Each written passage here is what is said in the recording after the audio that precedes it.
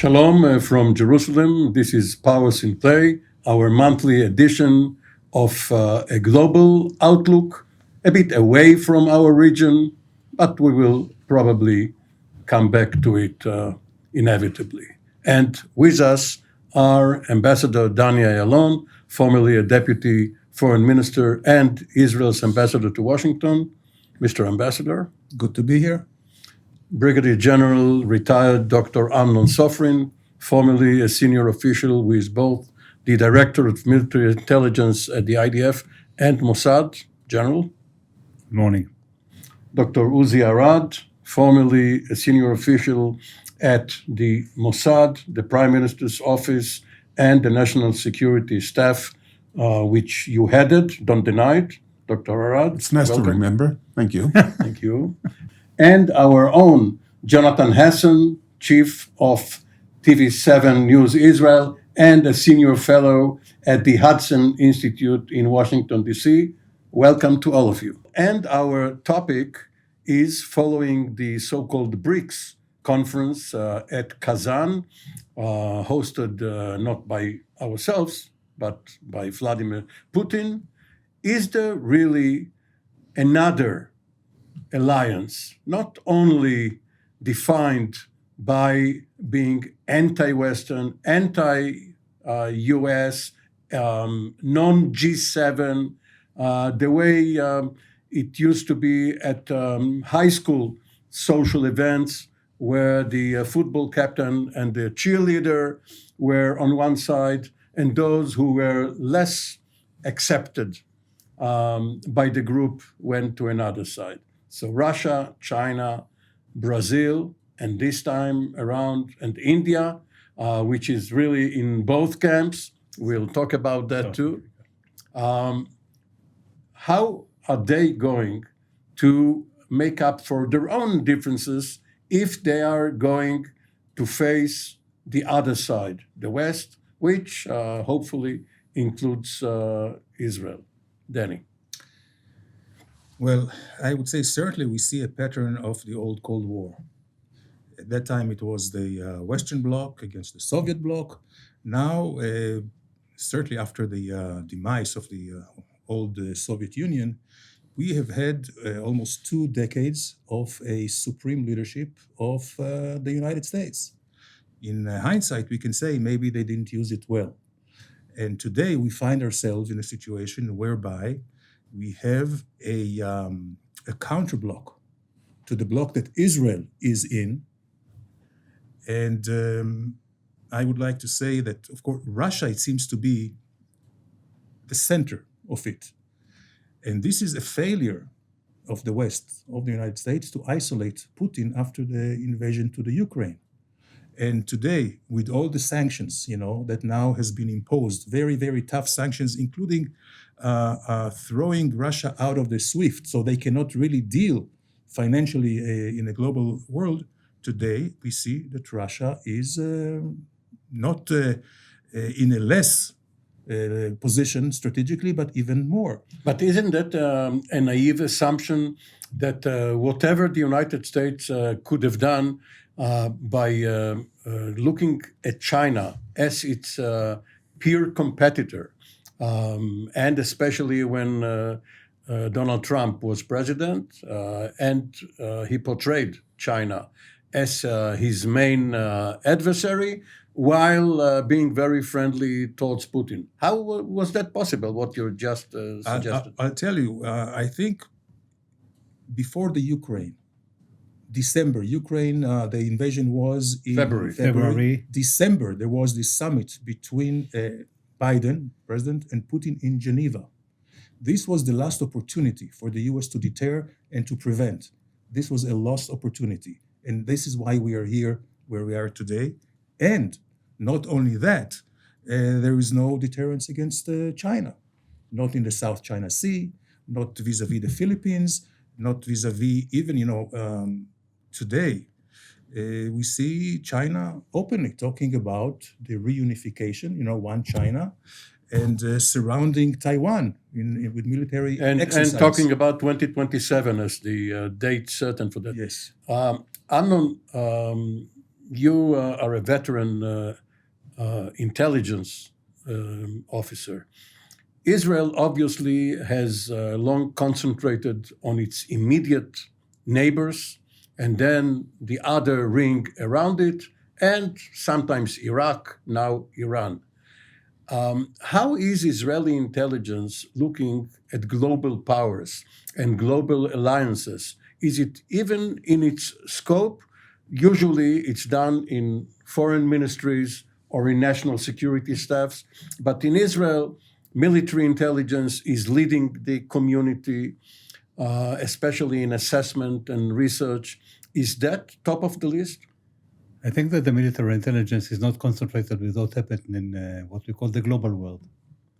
I'm more concentrated right now, and of course, naturally, since October last year, of what happens in the Middle East. And of course, the implication that has on the policy of the United States mainly, and less intention to Russia right now, because Russia is involved very hard in what happens in Ukraine, and they don't pay much attention to what happens in the Middle East, at least not in Syria. I will elaborate in a minute. I think that the only entity that now follows what happens with the global world are two entities. The first one is the Mossad, and the second one is the Ministry of Foreign Affairs. Both of them are more free to deal with this or to engage these issues and to see the whole picture and to try to understand the implications each one has on the other. Now, if you try to isolate what happens within Brics that you just mentioned, actually there is what we call an new evil axis, which combines of Russia as a center of gravity, and together with it, you have China, you have North Korea, and Iran. And Iran and Russia today are what we call strategic allies. That means that Iran supported Russia on the fighting in Ukraine and supplied weapon systems, just like UAVs or kamikaze UAVs, weapon systems like missiles and so on. And they get, in payback, they get modern aircraft and modern, what we call anti-aircraft batteries and so on.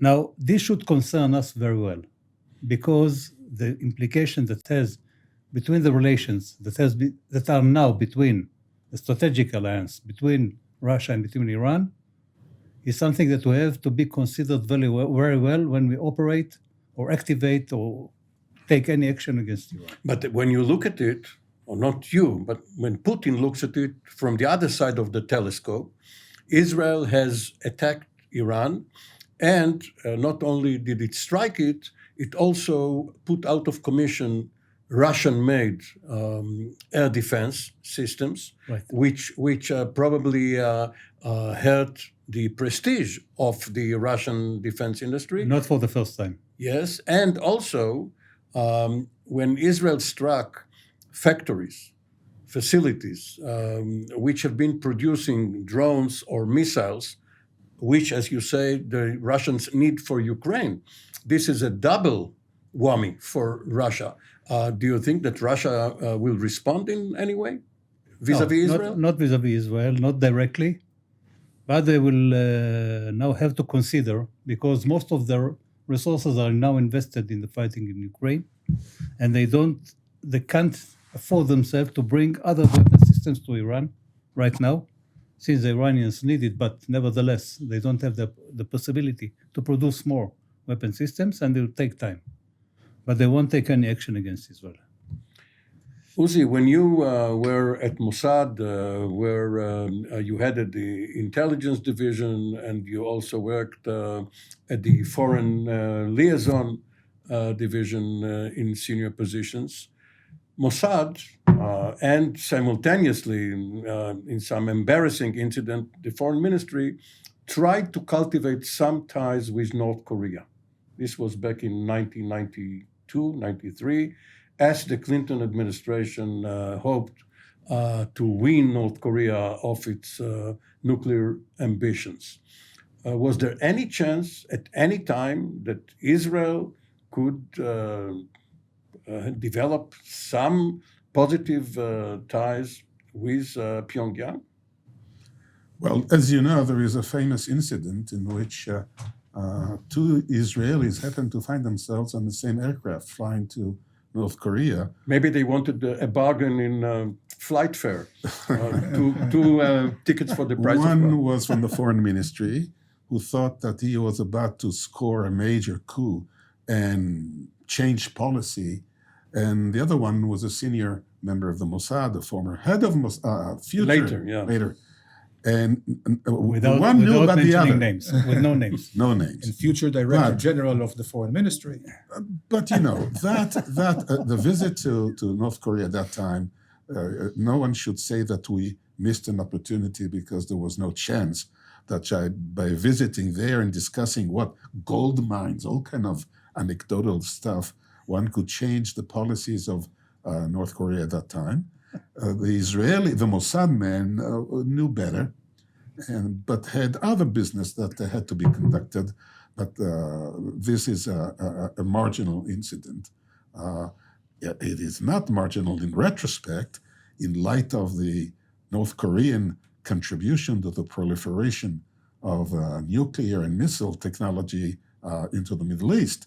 Including that reactor in Syria, yes, which was destroyed in 2007. In hindsight, you can say that North Korea has become a major proliferator, and one who, at the time, that was not expected. But that was not the only thing that was not expected.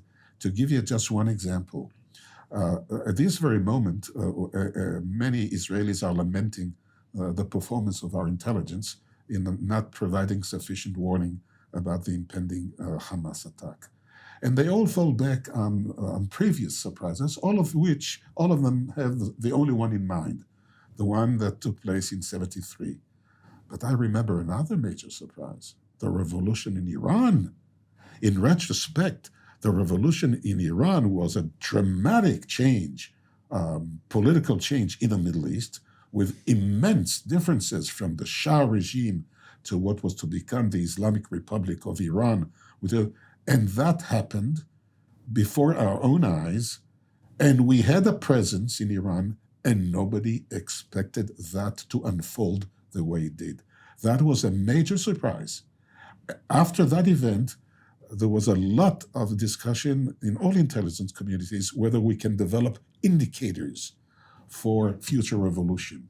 And they started to emulate searches of it. But there is nothing of the kind. Still, this has to be studied in many ways. First, a failure to see the change of government in such a dramatic way, which affects everything. And secondly, because that is the moment when the series of Iranian-Israeli wars began. That was the birth. But maybe you intelligence communities, I still affiliate you with them, maybe you drew the wrong lesson. Before your eyes, as you say, there was regime change. The biggest surprise was that the Iranian army did not fight. That's right. But I remember that at that time Khomeini was in Paris. The discussions were held whether we should practice decapitation at the birthplace and not at the end of their career. And we ruled it out.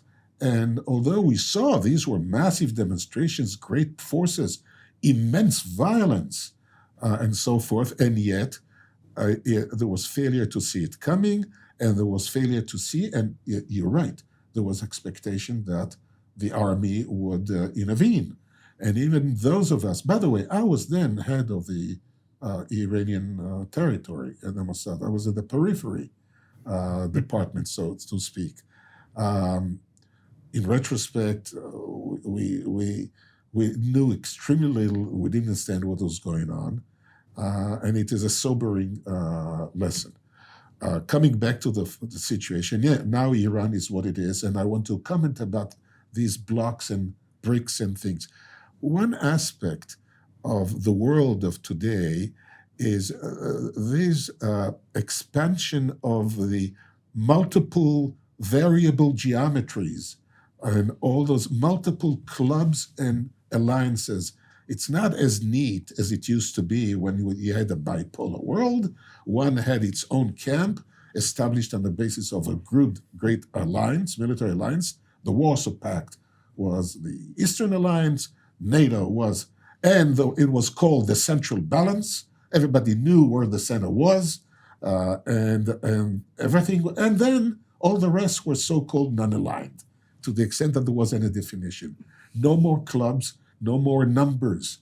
Since then, we have G7, G8, G20, we have the Brics, we have formations which are for one purpose only, 3+1, or the 5 permanent members. Quad, AUKUS. So each country For is at the same time a member of a number of such groupings. And then they are not empty groupings. Sometimes certain groupings are there only to serve one purpose. To give a just example, the famous quartet, which in fact dictated the attitude towards the Hamas when it took power, consisted of who? Who was the quartet? Well, it was Russia, it was Europe, Okay. it was United States and the United Nations. yeah, and who decided on this? And the purpose was just the Arab-Israeli-Palestinian issue. It was not for the Middle East. A sole function, yet it acquired a role, and the membership was unique. And who was the inventor? That great architect, Shimon Peres. Jonathan, So today, you have many such, and that complicates because when you try to describe the architecture of today's world, it is true the BRICS are not becoming a kind of a forum, but it is not clear what it will represent. The question is where there is, in which groupings, the matter that is being decided is the one which is military rather than, say, economic or energy relationship or some conflict, and where you have a pivot around which organizes that element. well, groups also have groupies where the band members exploit those camp followers. But Jonathan, the BRICS conference had as invitees and representatives or leaders in attendance people who are normally in their day jobs adversaries. Iran and some of the Gulf countries, the Emirates or Saudi Arabia was also invited. You have countries at loggerheads. Can they be part, and Ethiopia and Egypt, can they be part of the same group, or are they doing it socially so as not to offend Putin, the host? 3 points. The first one, last month we spoke about personalities. Personalities matter. If we see on the one hand, Argentina, for instance, during the previous regime, of course, they were aspiring to join BRICS. Under the current leadership, they have not even attended the summit last week. We see that Brazil, of course, one of the key factors of BRICS, has not been as eager under Jair Bolsonaro right now. But Lula came back. Lula is throwing ideas into the air about alternative currencies and investments and all kind of elements like that, it is clear that he is desperate for an alternative to emerge to that of Western civilization. We see South Africa corrupt to the core, trying under the ANC, of course, to bolster its status. South as Africa is a the global S actor. of the BRICS. Right. Correct. Right. But we do also need to take into account who attended this conference and who didn't attend this conference. Of course, it took place in Kazan. If we go to the closest country in the neighborhood, Kazakhstan, everybody expected Kazakhstan to be there. Putin expected Kazakhstan to be there, and Kazakhstan decided not to attend. The implications thereof is that Russia went out of its way and barred for a couple of days now already any agricultural products to enter Russia from Kazakhstan. So there are also implications, of course, to non-attendance. Saudi Arabia, a very significant actor that initially proclaimed that it does seem to want to join BRICS. Right now, that's not even in its strategic horizon. We see additional countries also, of course, consolidating into a certain status of observer, rather member. But now, if we look at who did attend, Egyptian President Abdel Fattah al-Sisi, his greatest rival, Turkish President Recep Tayyip Erdogan, they both sat around the same table.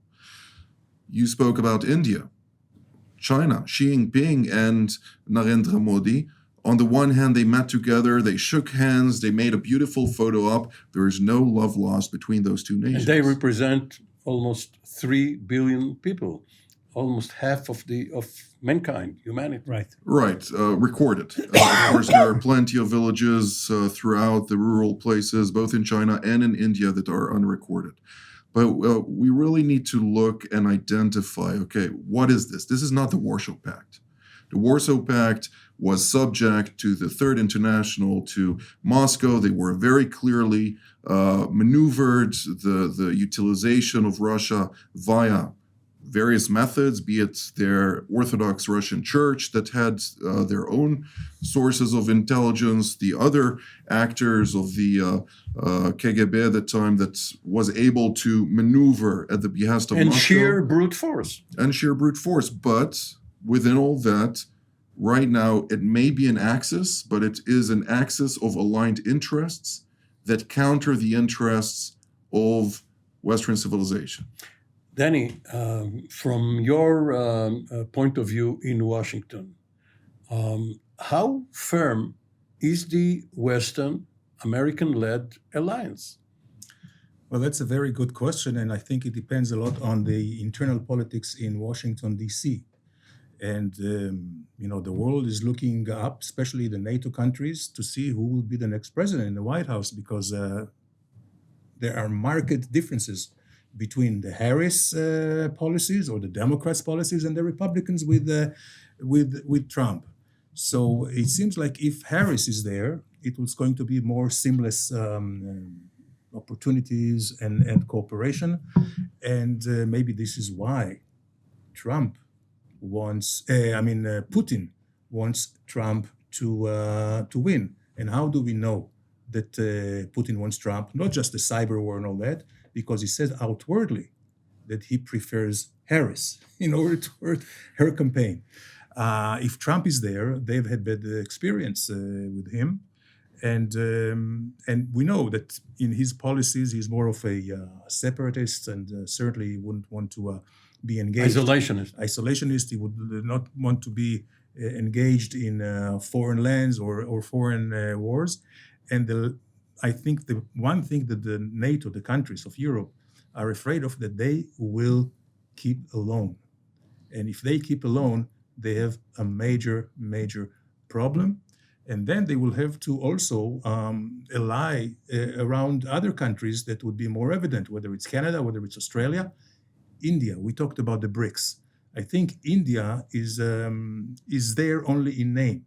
India has its own gravitas, its own pride, and its own policies that they are not going to be aligned, certainly not with China. So if we go back, just to continue the points here about the Brics, I don't think that this is something which is very much sustainable. It is true that, it's funny that Napoleon used to say that he prefers to fight a coalition than be a member of. Of course, that was after Austerlitz, before Waterloo. But here, I think that there is, talking about the US, which is, of course, the 800-pound gorilla. But if you look at the Brics vis-a-vis the Western bloc, whether the US is leading it or leading from behind, there's no match. Not in the economy, not in the technology, not also in the effectiveness of government. Amnon, one of the major issues of concern to your colleagues at Mossad and military intelligence is obviously nuclear proliferation. North Korea, Iran, of course, China has been modernizing and enhancing its nuclear arsenal.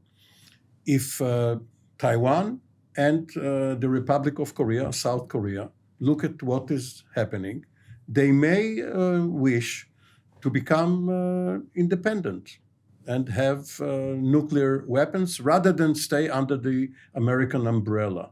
Could that cause another effect in the Middle East with several other countries going for nuclear?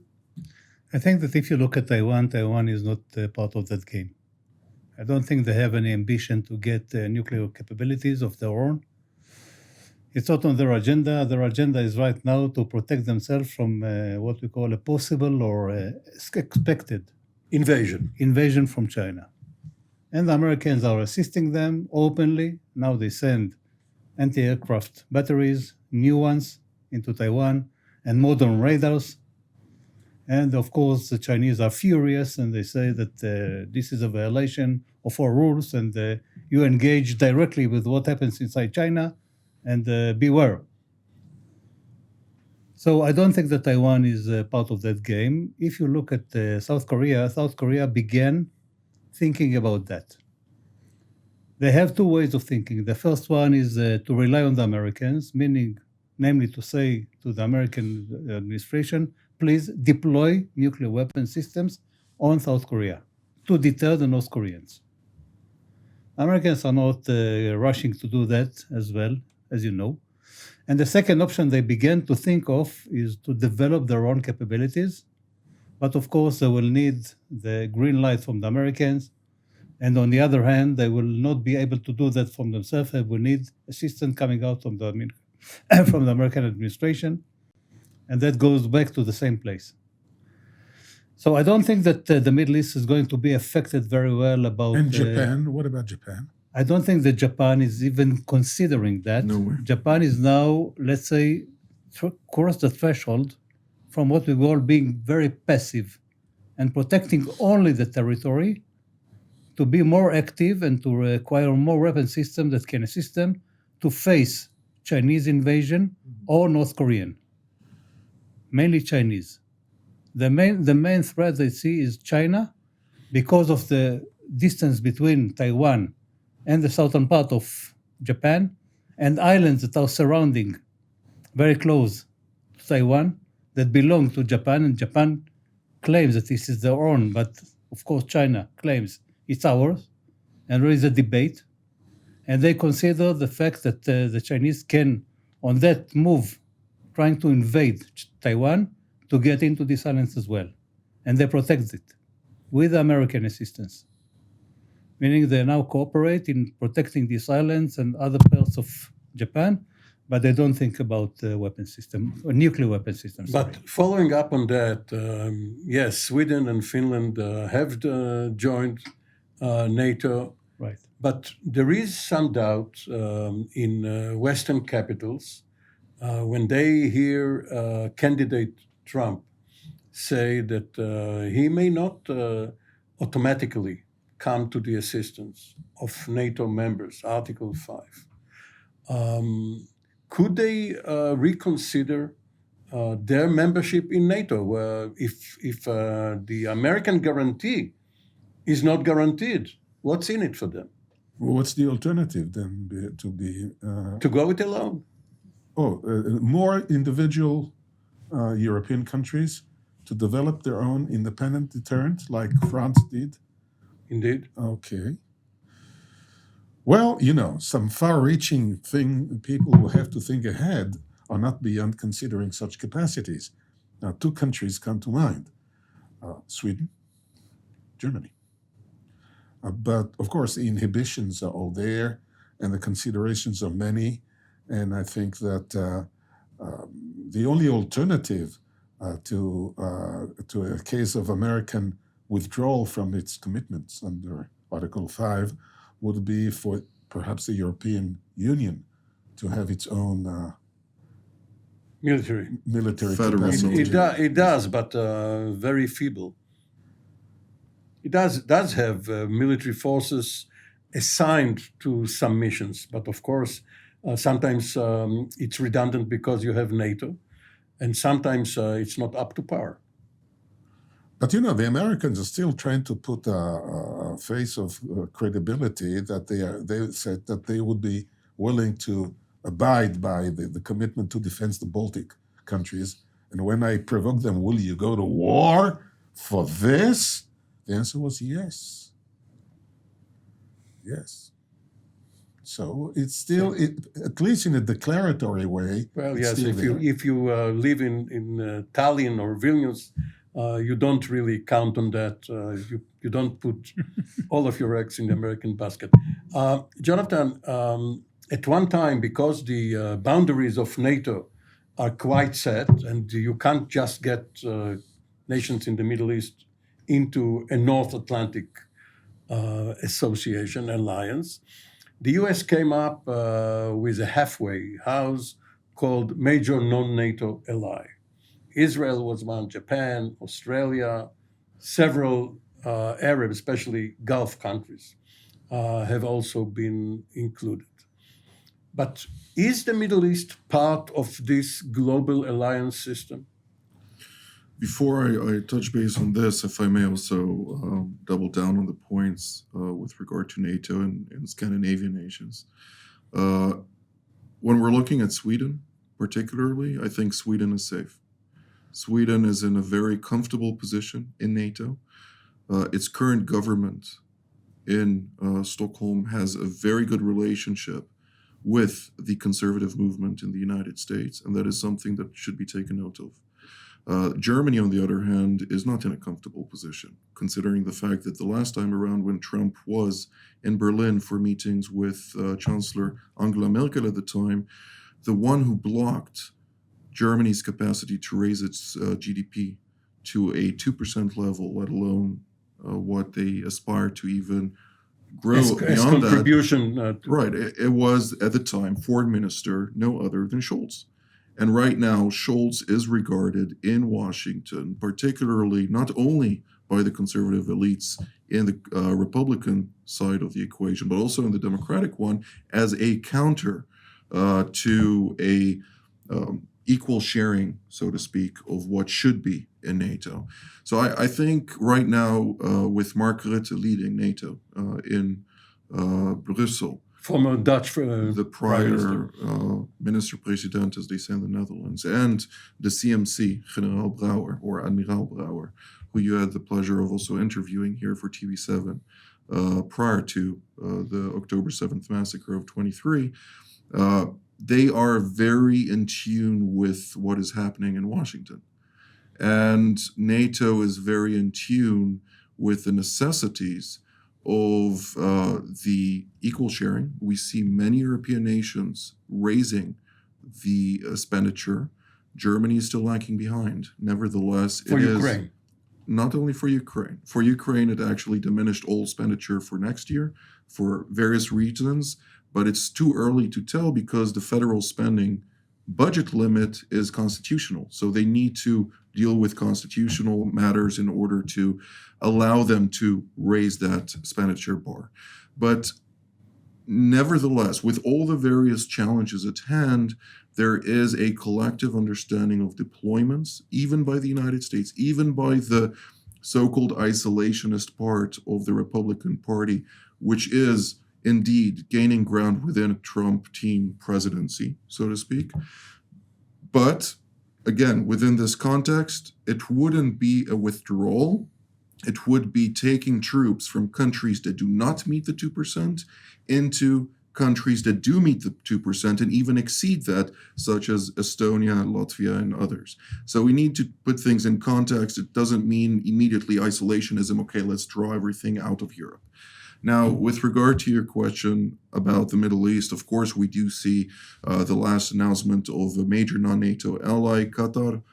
The official reasoning for the Biden administration to designate them as such was specifically because of their involvement in the disengagement from Afghanistan. Now, one may call it a disaster, another may call it a disrupted withdrawal. Nonetheless, this is the reason they got it, and there is a keen strategic interest of the United States in Qatar, which may have also various implications for the NATO aspect. Air base. Correct. But albeit Turkey also having a major base in Qatar, the involvement of NATO in the Middle East is limited. And that is something that we also need to take into account because Turkey, which is a member, full-fledged member of NATO since 1951, is not part of Central Command. It's part of EUCOM. So the focus of NATO is Europe. There are bilateral collaborations between NATO member states and countries in the Middle East, but also, of course, NATO, we have our own representative in Brussels. There are other countries that they have their own representatives in Brussels. But because it is a consensus alliance, there are limitations because of all the different challenges at hand in the Middle East that put many countries at loggerheads. For the last part of our discussion, in which each of you will have a single minute and you will be mercilessly cut off, let's turn parochial. What's good for Israel? What's bad for Israel regarding this shift in global politics and the face-off, what looks like a face-off between two loosely, at least, involved alliances? Danny. Well, I would say Israel is deeply entrenched, and I don't think there is even an option for Israel to decide. We are with the Americans no matter what. We are even with the NATO no matter what. So I think that we'll stay there. But is the friction between these two groupings good or bad for Israel? That's a very good question. It's not a very simplistic one, because if it comes to the politics, maybe it could be even a little bit good for Israel, because we know that Europe is very much harsh on Israel when it comes to the Palestinian issue. So a friction can isolate, or at least can alleviate some of the pressure, the political pressure. On the other hand, of course, when it comes to the hard power, it's much better for Israel that they are aligned together. General Sofrin, your view? Of course, we are part of what we call the Western Alliance. Definitely not with Iran or Russia or China or the other members of BRICS. Now, if you ask what is good and what is bad for Israel, I think that the friction, as Danny said, is good for Israel for two reasons. The first one is Europe is engaged mainly with what happens in Ukraine and the implication it has, the war in Ukraine, has on Europe. The arming, what we call the rush to arm themselves, to heighten the expenditures. The awakening. The awakening. It's a wake-up call. And a huge wake-up call for Europe that was sleeping well for many years, ever since the end of what we call the Cold War. And now they get the wake-up call. Now they're on alert. Everybody rushes to get more weapon systems, and they're engaged with that. The Middle East is second best. And what happens here is affected mainly by the US and to some extent the UK, but not more than that. Uzi? Well, I spent quite a number of years to be, when stationed in Europe, to try to get us into NATO, both formally, that is to say, to acquire a certain designation such as regional or whatever, because they have, but also, as happens, through subterranean channels. One of them, for example, is the intelligence. We cooperated in areas without being formally designated a member or not. The process was we were advancing formally, and we were integrating in NATO for all kinds of reasons. Some of them were very mundane, just the desire to use their facilities for repairs, which all kinds of things. But then it was blocked by two things. First, Turkey. Turkey was a problem. And then the crisis that developed, in which tensions were created, and the door was not as open to this process. But now I think, as Europe itself is redefining, I think Israel would seek to remain, to be part of NATO as much, and certainly with the United States as much as possible. And on balance, this is where we would want to stay. This is not to say that there were not some voices in Israel who thought that we could play between groupings, that we could steer a certain kind of course of ours. Well, we were disabused of that option by realities. Famous last words, Jonathan Hessen. I think that any friction or conflict is fluid, and therefore Israel needs to maintain a clear eye on the goal of what may evolve and to be strategically inclined to take necessary steps to leverage the situation at its behest and its benefit. And as part of Western civilization at large, I think that the various trends that have indicated negative trajectories over the course of a couple of decades now are now at a paradigm shift, allowing Europe to re-engage once more alongside with the United States, with its Pacific allies and partners, into a new course of action that can yet again bring Western civilization on top. Jonathan Hessen, Uzi Arad, Amnon Sofrin, Danny Ayalon, thank you all. This has been Powers in Play, and we will be back for another edition here on TV7 News Israel next month. Shalom from Jerusalem.